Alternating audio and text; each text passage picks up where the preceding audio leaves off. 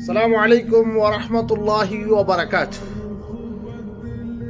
ভাই, আপনাকে একটা কথা বলি, যদি দেরিতেও হয় তাহলেও আপনি প্রতিষ্ঠিত হন, নিজেকে প্রতিষ্ঠিত করার আপ্রাণ চেষ্টা চালিয়ে যান।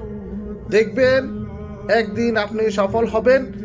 যে মানুষ প্রতিষ্ঠিত হইতে পারে নাই তার কোনো দাম নাই দুনিয়াতে।